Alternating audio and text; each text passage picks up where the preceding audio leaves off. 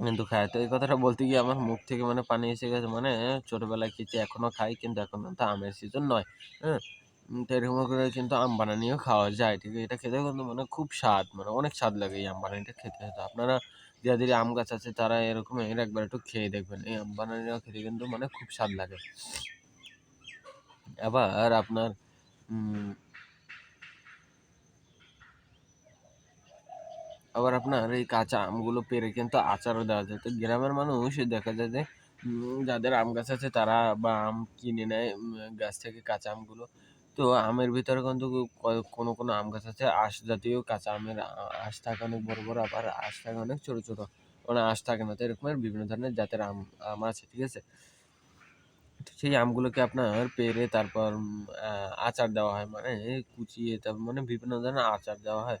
তো আচারগুলো বানায় তো পাঁচফোড়ন দেয়, তারপর চিনি দেয়, হ্যাঁ? আমগুলোকে শুকায় রোদে। এরকম বিভিন্ন ধরনের প্রক্রিয়া করে তারপরে আমের আচার বানানো হয়। হ্যাঁ? তো বিভিন্ন অনলাইনে দেখবেন কি আপনারা আমের আচার, তেঁতুলের আচার, এরকম বিভিন্ন ধরনের আচার কিন্তু ফেসবুকেও বিক্রি করা হয় এরকম বানিয়ে, হ্যাঁ?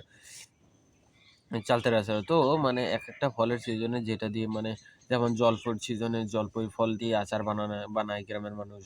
আবার অনেক শহরের মানুষ আচার বানানো যায়। চালতার সিজনে চালতার আচার বানায়। তেঁতুলের সিজনে তেঁতুলের আচার। তারপর বড়ইয়ের সিজনে বড়ইয়ের আচার। আমের সিজনে আমের আচার, হ্যাঁ?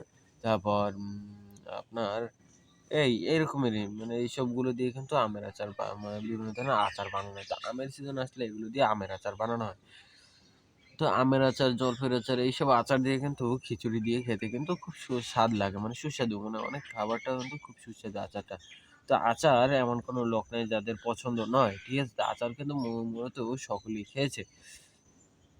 তো এই সকল আচার বানিয়ে দেখা যায় যে আপনার বিদেশেও পাঠানো হয়। যেমন আমারই কিন্তু পাঠিয়ে থাকি। আমার ঘরের পাশে এক দাদি রয়েছে, সে থাকে লন্ডন। তো আমরা কিন্তু তার কাছ থেকে আম পেড়ে তারপর সেই আচার বানিয়ে তার কাছে পাঠিয়ে দিই লন্ডন। যখন তার কোনো ওই আশেপাশে যখন কোনো মানে কোনো ক্রু মেম্বার যখন আপনার আসে, হ্যাঁ? মানে যখন কোনো কেউ আসে বাংলাদেশে, তখন আমরা তার কাছে গিয়ে ওই আমের উম ভালো মতন প্যাকেজিং করে প্লাস্টিকের বাটায় ভরে তারপর প্যাকেজিং করি। ঠিক আছে? মানে ওই মুখাটাকে আটকিয়ে টেপ দিয়ে আটকিয়ে মানে পলিথিনের ভিতরে যাতে ফেটে যাতে তার কাপড়-চোপড়ও যাতে নষ্ট না হয়। তো এরকম বিভিন্ন ধরনের করে ভরে তারপর কিন্তু আমরা দেই। তো এই টেপ কিন্তু আপনার ফয়েল পেপার দিয়ে কিন্তু পেঁচাবেন না কেউ। কারণ ফয়েল পেপার দিয়ে যদি পেঁচান তাহলে দেখা যাবে যে আপনার ওইগুলো কিন্তু যখন চেকিং রুমে যাবে তখন কিন্তু ওগুলো আটকে রেখে দেবে। ঠিক আছে? আবার টেপও কিন্তু বেশিভাবে পেঁচাবেন না।